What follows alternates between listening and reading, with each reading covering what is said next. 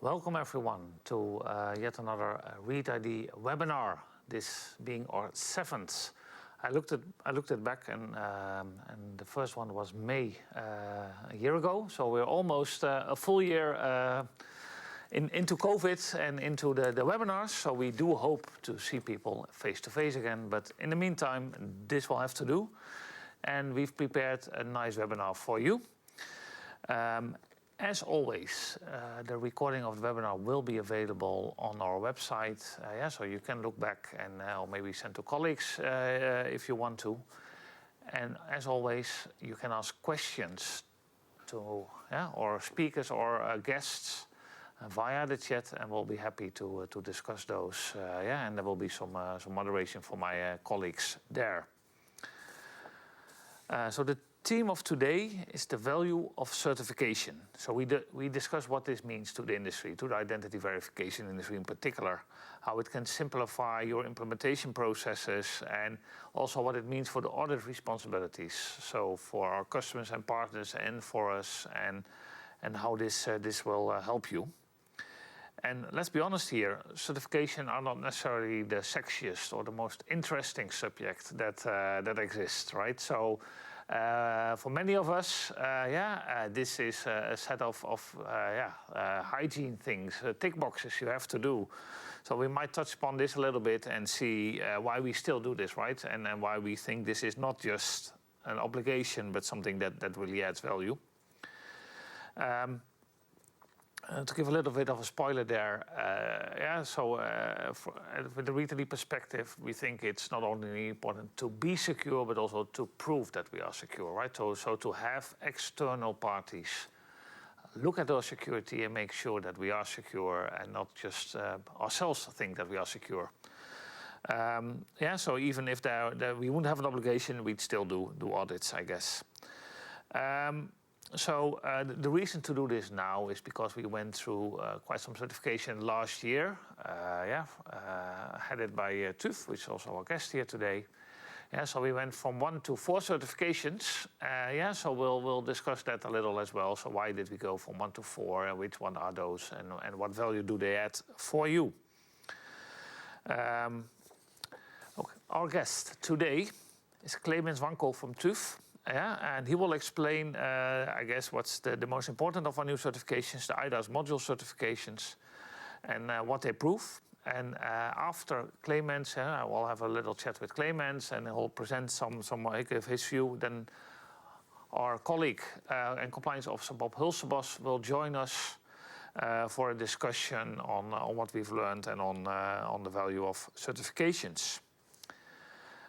So let me introduce Clemens. So Clemens is Head of Trust Infrastructure at TÜV Trust IT and responsible for the certification body of ID and trust services at TÜV Austria. We share a history in telecom. We both used to be in telecom. I used to be with the Dutch incumbent operator KPN. He was with the German one, Deutsche Telekom. We both moved on to other pieces, other work, I guess. And he has a background in IT security in general. So please, Clemens, welcome. Thanks very much, Martin. Thanks very much for the nice introduction. I'd like to thank you. You invited me to this webinar, and I can say from our perspective, from the conformity assessment body, we try to make certifications as sexiest as ever possible. Okay, so then maybe we have some feedback on that. So maybe you succeeded somewhat, but there's still some improvements possible. At least we do our best constantly. Yeah. Well, in order to introduce to the topic, we brought some slides. Yes. The topic of certifications is everybody knows it. You're confronted with certificates, and you quite often don't know what they mean.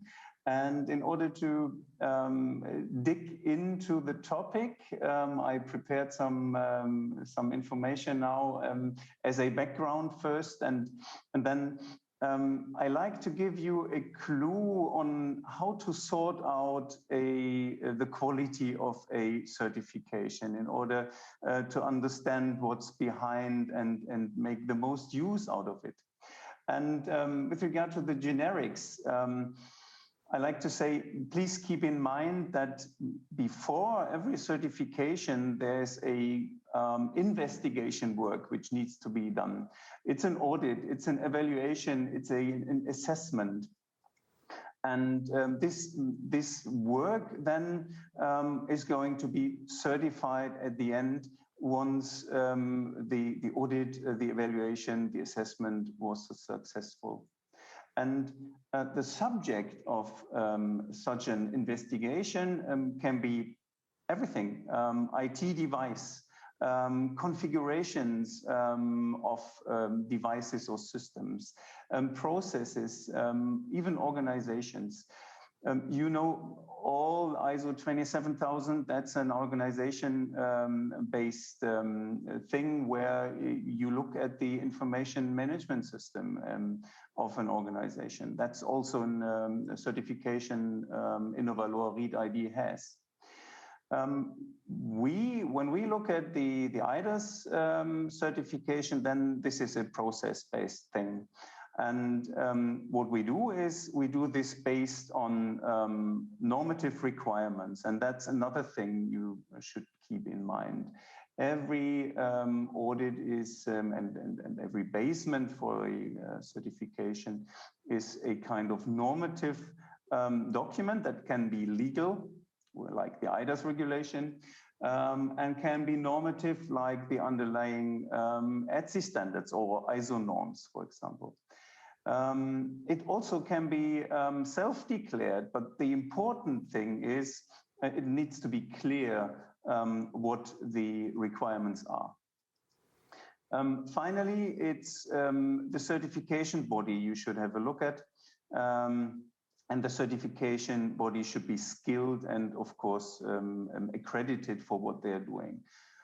And then the process, the certification, as I said in the beginning, can be granted on successfully closed audits, evaluations, and so on. And the result is then an independent quality statement of an independent body. Why did I use the word independence twice?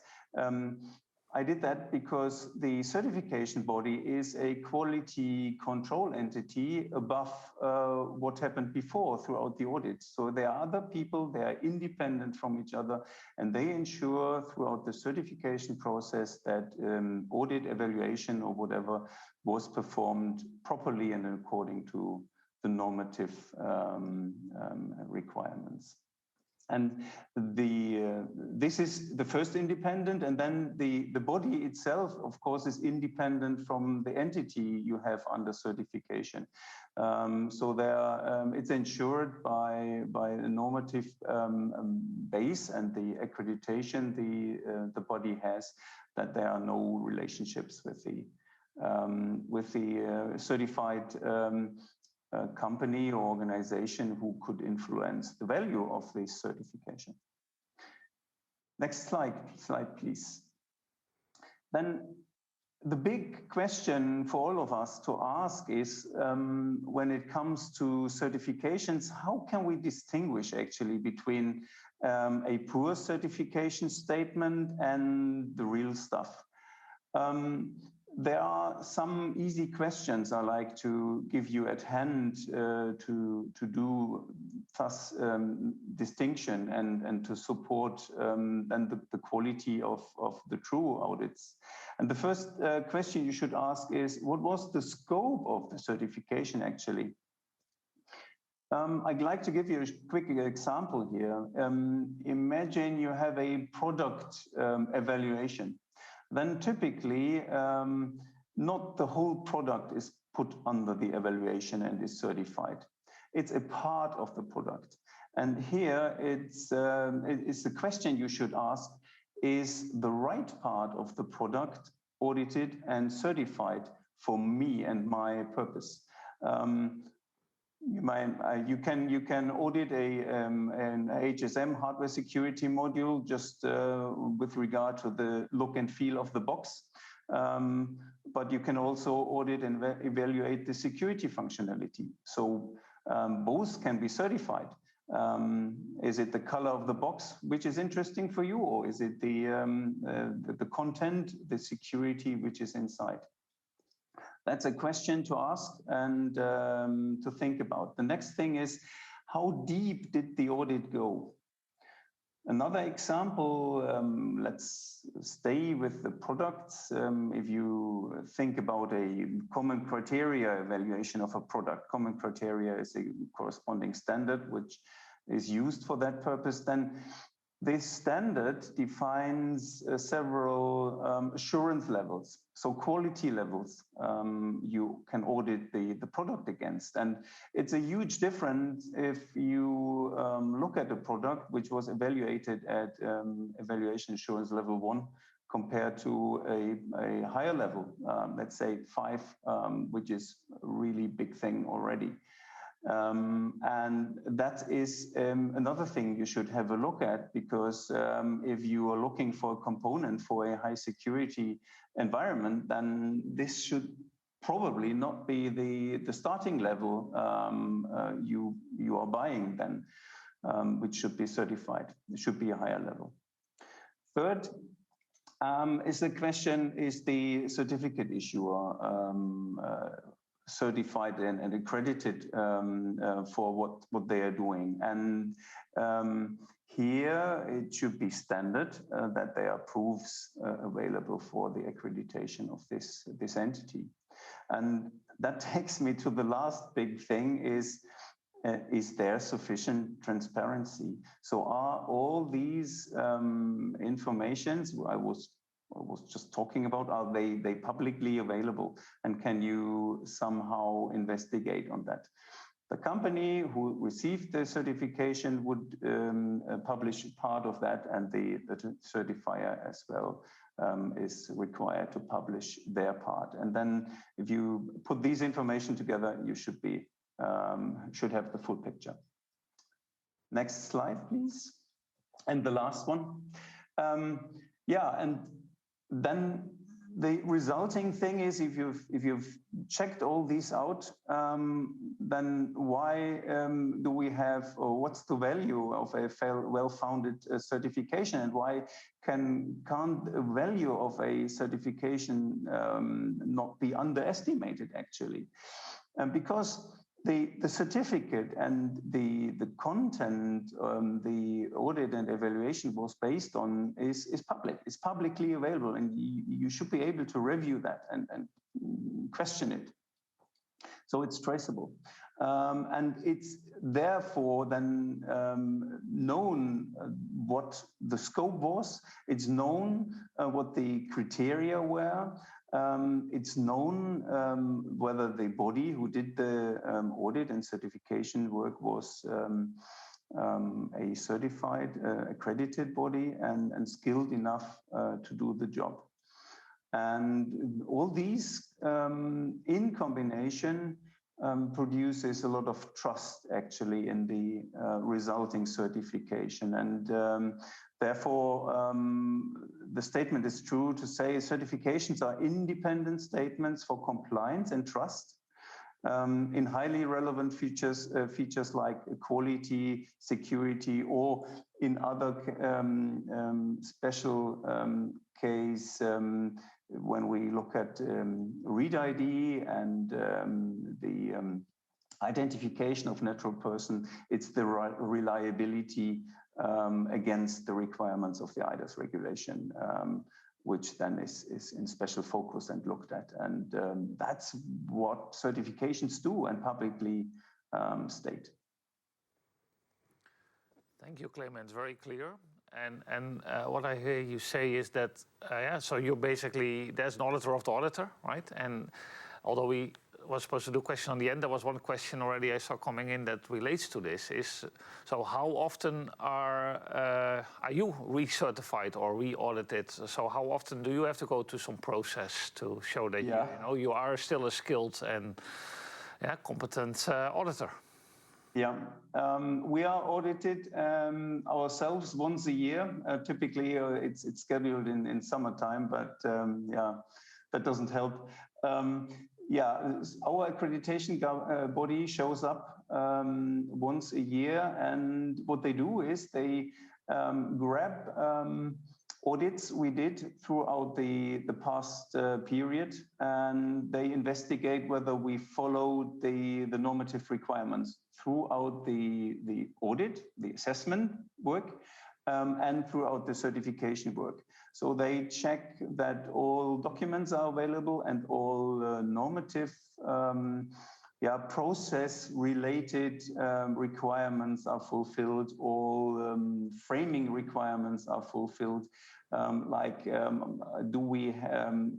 Did we take care that all our staff members are educated, and is education kept upright and is taken further to the development of technology, things like this. That's surrounded by an audit of general organizational aspects about our document management systems and things like this. Yeah. So if you have all your administration in order and can find all the evidence, as we've seen in the audits, you do a lot of evidence collection, right? So it's half of the day we spend on providing you things. Yeah. And I can let you know that for that reason, we know how it feels to sit on that side. Okay. The audit. Good. Because it does, to be honest, feel sometimes like going back to school and getting a grade from your teacher. So that I'm happy that you. So we won't go into the meta question. Who's auditing the auditor of the auditor? And at a certain point in time, it stops, I guess. So that zooms in on another question that I have for you is, so you talked about the process in general, but can you make it a little bit more, let's say, as an example, for example, when you're auditors, what steps do you take and how do you take them? So what is the day-to-day, the experience of undergoing an audit? Because not everyone is audited as frequently as we are, so they may not know. Let's dive into that from the technical viewpoint first, technical and organizational viewpoint maybe. So when we do an audit, we of course know beforehand the requirement set.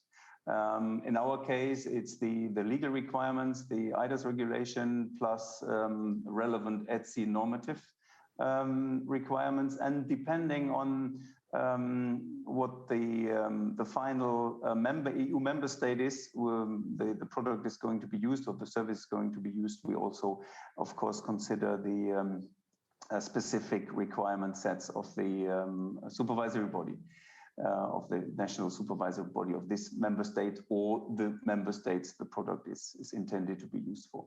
And then we dig down into the organization. So the framing thing is a ISO 27000-like set of requirements we need to go through and ask and check the implementation you as the audited company have found for that. That's summarized in the ETSI 319-401, and after that we dig into the process. So what we do, we grab the process you put under audit with us and follow the process along the process flow and question where are the security elements along the process? Is the process in altogether, the overall process secure? And are the security measures in detail we see along the process sufficient with regard to state of the technology and with regard to the normative requirements we then find in sub-normative documents like the ETSI 411-1 and 2. for qualified trust services. So we dig down into the process, and at the end, when we come to the conclusion that the process was implemented right, then the certification can follow.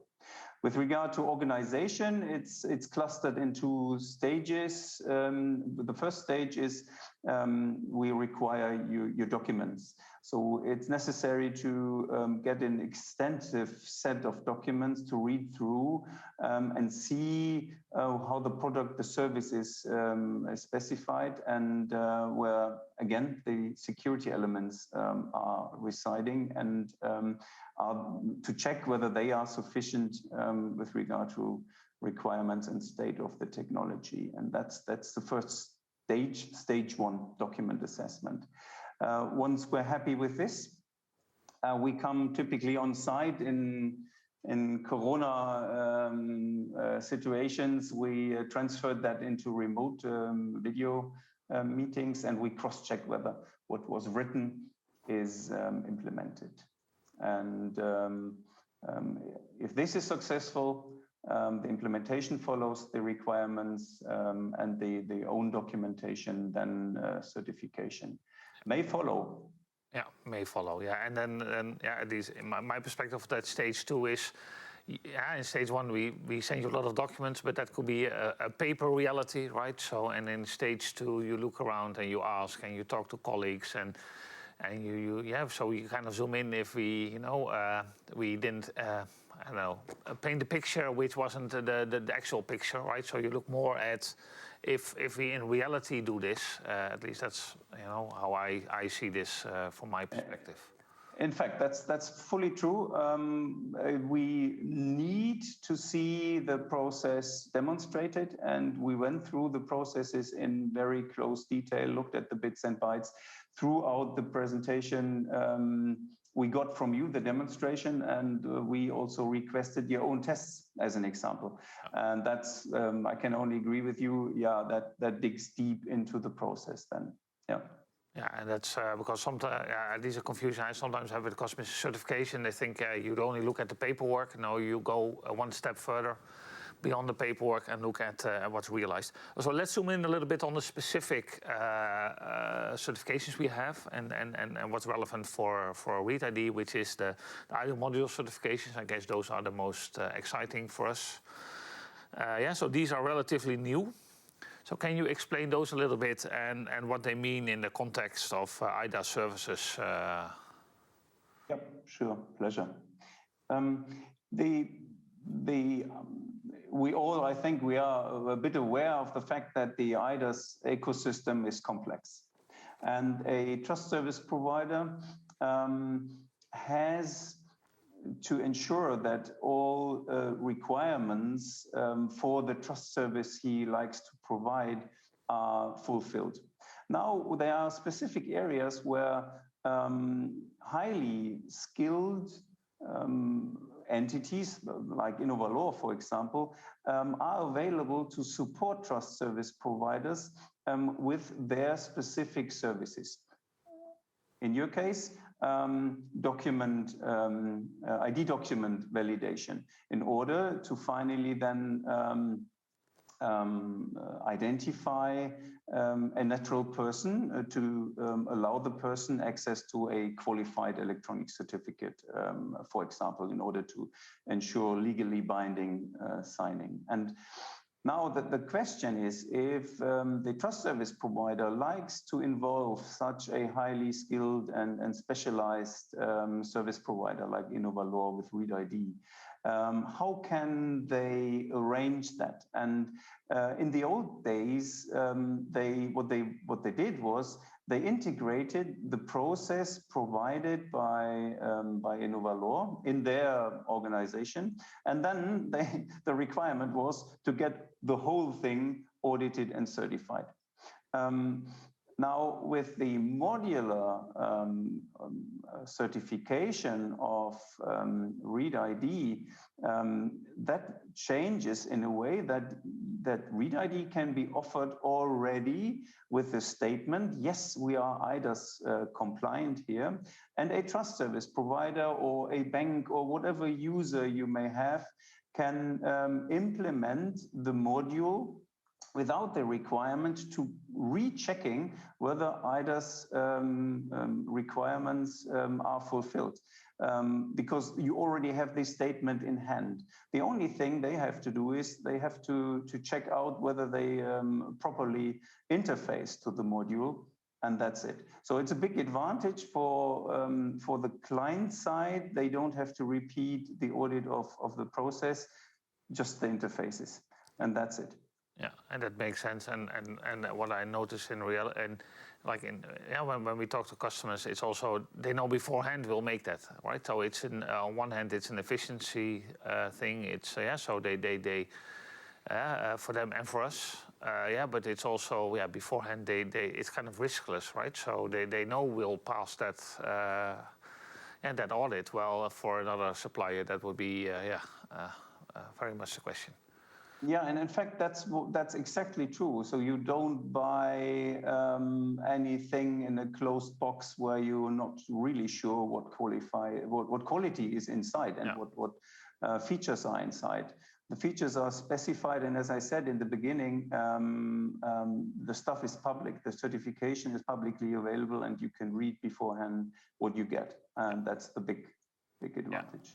And also in my view in the eIDAS module certification even much more than, for example, you're used to in for example ISO 27001, right? So there's no details public, right? So there's just a generic statement. While in the eIDAS module certifications we have to publish and are happy to publish quite a lot of details on our service and our security measures. So they're just on our website and that also applies to qualified trust service providers, right? They have to do the same, but that's outside of that industry. That's not normal, right? A bank won't do this, for example, or a government won't do this, right? This is. Yeah, that's true. Transparency is a really big thing here, and you refer to the CPS certification practice statement, or typically in your case, the trust service practice statement, TSPS, you provide, and that's a publicly available document on your web pages and describes in quite a detail the process and the security features. And that was cross-checked by us, that this is true and is implemented as it is written in these documents. Great. So let's go to 2 news items and then get Bob in the discussion and the questions from the audience. So first, the first item I'd like to share with everyone on the webinar is, well, how can it be different? COVID, right? So COVID is, of course, among us. We're all eager to get away from it and to open up. And there are worldwide a lot of initiatives to allow that through kind of enable free movement again. And what kind of all these have in common, there are more things in common, but that's related to us, is that you need to know if you have some proof that you're vaccinated, that you've been tested, that you may have had it already, and therefore less of a risk, you need to prove that. Think about travel pass or the EU Digital Green Certificate, or the World Health Organization Smart Vaccination Certificate or Common Pass. So, and for Read ID, we see an option there to help, and we are helping in some of these initiatives, and we're happy to help with more, where we can help you establish at the beginning of the process, okay, who's getting, for example, the vaccination, and later on, if you present that proof, that's still the same person. So increasing trust in the overall system. Please do contact us if you have one of those use cases, and we have, let's say, very different pricing models around this as well, right? So we don't want to profit from COVID, so it's basically at cost price plus. Second news that we want to share is that Gartner, last week published its bias guide for identity proofing by 2 analysts, Akif Khan and Jonathan Kerr. And that contains basically two things that we'd love to read. So one of them is that it emphasizes the role of document-centric identity proofing, right? So if you want to know someone, do identity proofing, identity verification, or know your customer, right? So the terminology depends a little bit on the sector you're in. Yeah, but that by 2023, 85% of the organizations will use document-centric identity proofing as part of these onboarding workflows, contrary to only 30% today. So that means that, for us at least, as a co-founder and shareholder in the company, I think, hey, that means my market will triple. So that's good news. And maybe even bigger news for us, or at least what we're happy to read, is that they kind of seem to embrace what we call the NFC first strategy. So as the first trend they mention in this buyer guide is the role of NFC in doing that identity document proofing. Yeah, so if you want to know more about this buyer's guide or the accompanying RFP tool they issued, please do contact us and we'll be happy to help you with that. So those are the two news items. Let's go to Bob. Welcome, Bob. Good morning, Martin. Good to be back at the table here again. Yeah, so I think this is your, third appearance? I think so, yes. Yeah, good. So happy to have you here. So Bob is our compliance officer. He's also an IDaaS expert. And in a previous, life, what's literally translated, specialistic inspector at the Dutch regulator in this area, Agentschap Telecom. Yes. Bob is basically responsible for making sure that we all, actually do what we do and interact, for example, with our auditors and our customers that have compliance questions. The sexy stuff. The sexy stuff. He's responsible for the sexy stuff. Yeah. So, and congratulations on our new certifications, right? Because that, to a large extent, of course, is a team effort, but you led that effort. So that was good. So let's start off with which certifications do we have? We have 4 at the moment. So we had already the basic ISO 27001 information security certification. And for us, it's a hygiene requirement. So we have to make sure that our basic processes are secure and can be trusted. And since we're also processing a lot of personal data for our customers, we have decided to get an ISO 27701 privacy certification to make sure that all the personal data that we are processing is sufficiently secure and that we can more easily show compliance with GDPR. Then we have the 2 eIDAS module certifications that we have discussed before with claimants. One is for trust service providers. So that means that these are module certifications, and that means that the part that we are providing for these trust service providers is eIDAS compliant. And it's a module because we are not, in itself, we are not a trust service provider, but we supply technology for these trust service providers. And the last one is an electronic identification certification. That's also a module certification that demonstrates that our technology can reach the highest assurance level in terms of eIDAS with regard to electronic identification, and it can be used by authentication providers that need to authenticate persons to a high level. And that's typically more than what most of our customers need.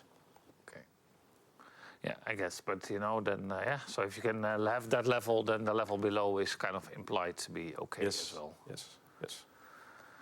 Very clear. So I have some more questions prepared for both of you, but I also see quite some questions coming in from the audience. So I think we should always, let those go first. So let me first.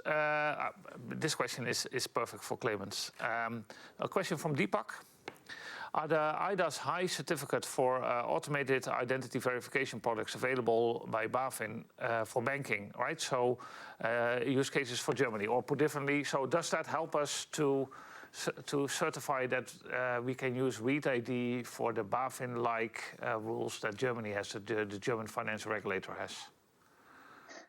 Yeah, you certainly can. The procedure then would be you need to set up an EID scheme as it is required and described in Chapter 2 of the IDAS regulation, and then ReadID can easily become a part of that in every security level up to high.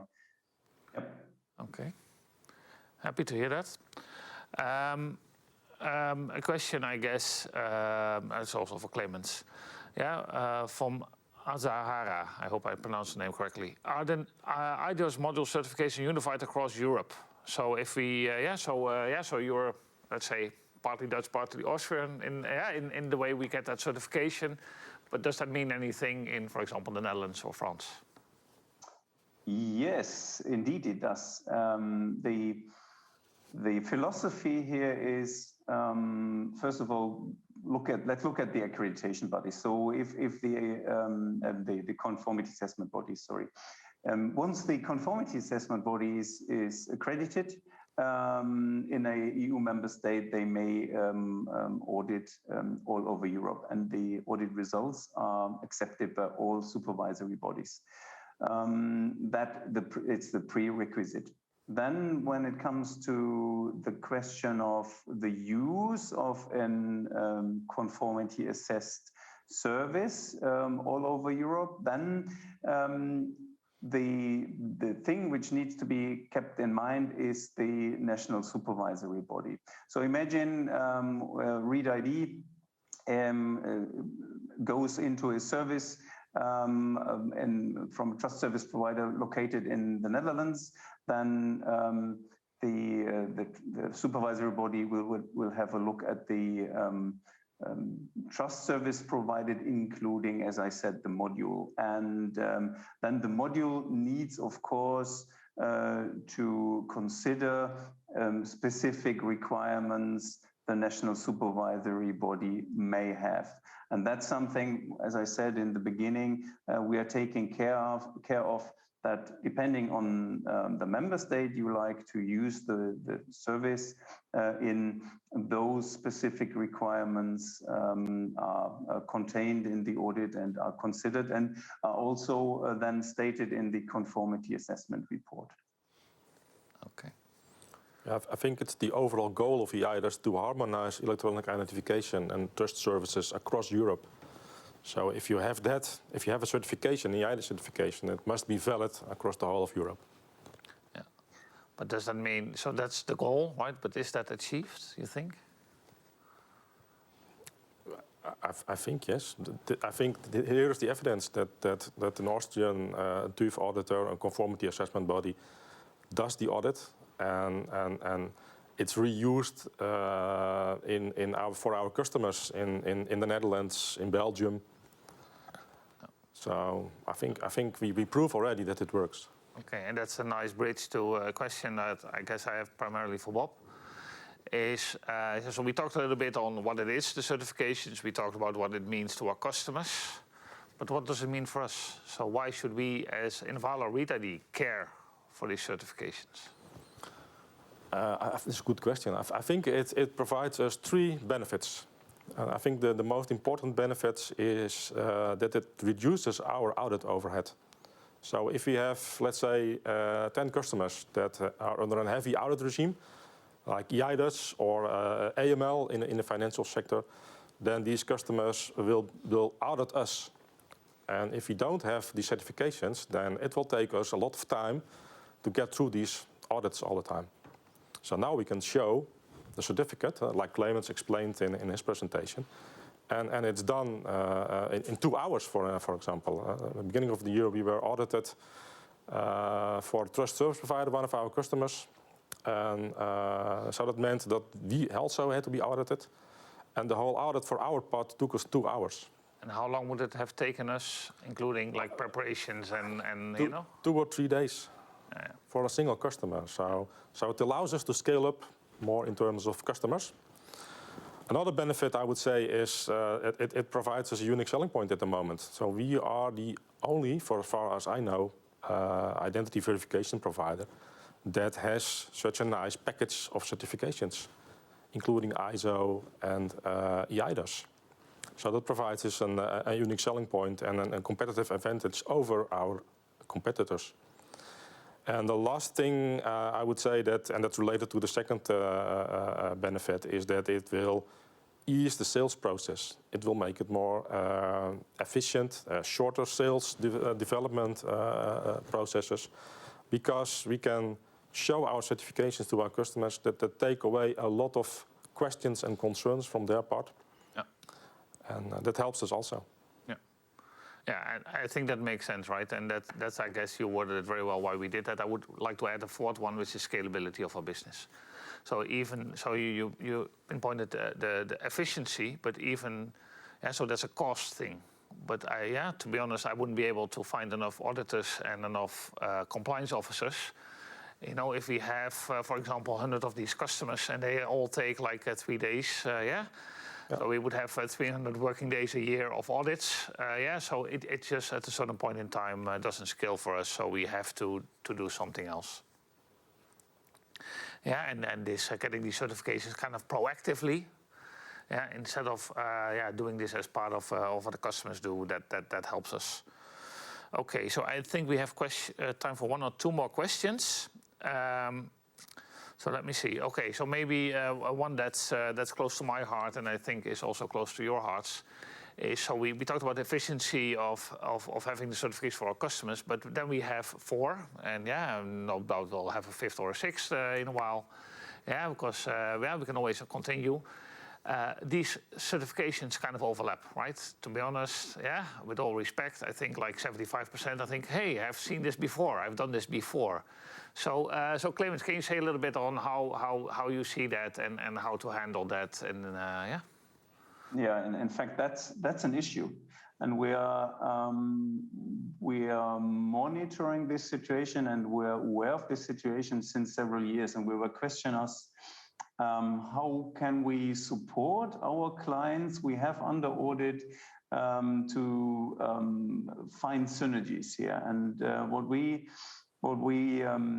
developed was a scheme which allows to at the same time simultaneously perform several audits in a bunch together. And that's what we did actually. Also here in this case. So we grabbed the ISO 27000, 27700, and the IDAS related questions, and we segregated everything which has an overlap from the rest, and introduced a synchronized audit approach which saved a lot of time on our side, and therefore also cost for the audit.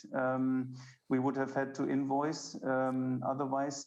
And I think it also saved some time on your side to get the audit done, because we only needed that reduced time, a bit more than 1 week, to look at all these different norms and standards.